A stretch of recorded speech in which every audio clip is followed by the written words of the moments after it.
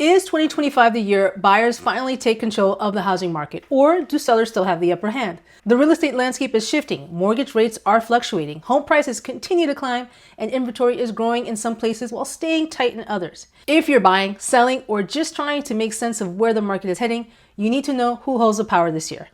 In this video, I'm breaking down exactly what's happening in the market, what it means for you, and who's winning in 2025. Stick around until the very end because I'm revealing whether buyers or sellers have the advantage this year. Now, before we begin, an astonishing 98% of you viewing my videos and my channel are not subscribed. Before you do anything else, do me a favor. If you're finding this channel helpful, subscribe to the channel and like the video. You're helping me to make more videos and stay the course for making more content for you. Okay, let's get back into it. First, let's talk about the overall housing market in 2025. The US housing market is facing a tough balancing act. Home sales have slowed down, with fewer buyers able to afford properties at current prices. Even though mortgage rates have slightly eased, with the average 30-year fixed rate mortgage sitting at 6.85%, they're still high enough to keep affordability a major challenge. Sellers are holding on to their homes longer, and properties are staying on the market for more time than they did a year ago. In January, homes typically sat for 41 days before selling, longer than the 36-day average from a year ago. Meanwhile, home prices are still rising, making it even harder for buyers to break into the market. These conditions are shifting the power dynamic, forcing both buyers and sellers to rethink their strategies. Now, let's shift our focus to housing inventory, which is a major factor in determining who holds the upper hand.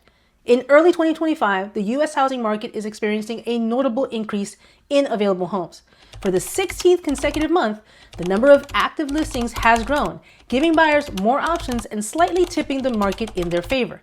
More inventory means buyers are less likely to engage in bidding wars, and now they have more leverage to negotiate pricing and terms. For sellers, this means competition has increased. Pricing aggressively and presenting homes in top condition is more critical than ever.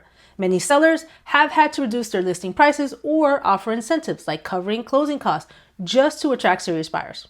However, the market doesn't look the same everywhere. While nationally we're seeing more inventory and slower home sales, some local markets are behaving very differently. Take Potomac, Maryland, for example.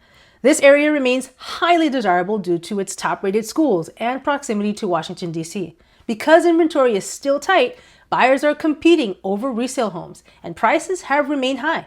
The average home sale price in Potomac in January 2025? $1.2 million.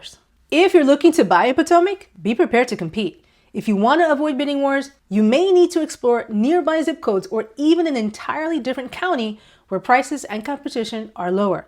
On the flip side, in places like Phoenix, Arizona, the market is shifting toward buyers. After years of rapid growth, Phoenix is now seeing more homes available and price reductions have become more common. Sellers who aren't adjusting their expectations are finding their homes sitting on the market for much longer than before. This is why I always stress real estate is local. Understanding your micro market is key.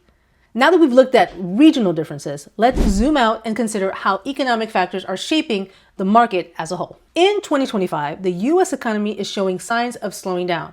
Experts predict economic growth could shrink for the first time in years, and concerns about stagflation, a mix of high inflation and slow growth, are starting to surface. These uncertainties are making buyers and sellers more cautious. Despite mortgage rates slightly dropping, home sales haven't picked up as expected. Some buyers are waiting on the sidelines, unsure if now is the right time to make a move. Meanwhile, many sellers are adjusting their pricing strategies to stay competitive, offering concessions to attract buyers. This hesitation on both sides is slowing down the market's overall pace. So, after looking at all the data, who holds the power in 2025? Buyers have a slight edge this year. With more homes on the market and properties sitting longer, buyers have more choices and negotiating power if they're willing and able to buy despite higher interest rates. And many buyers are still stepping up to make purchases, knowing they can refinance later if rates drop further. Sellers, on the other hand, can still do well, especially in areas with low inventory, but they need to be realistic. Many have had to wait longer for a buyer and even reduce their asking price to close a deal. At the end of the day, every market is different. Your situation may not match national trends, so it's important to do your research and speak with a local expert before making any real estate decisions. If you want to stay informed on everything real estate, whether you're buying, selling, renting, or already own a home, make sure to subscribe to this channel. I break down market trends, strategies, and everything you need to know to make smart real estate decisions. Don't forget to share this with someone you know who is currently in the process of buying or selling their home. Also, don't forget to sign up to the Nest Notebook newsletter, your go-to resource for the latest housing market insights, expert tips, and exclusive updates. Link in the description below. Thanks for watching. I'll see you on the next video.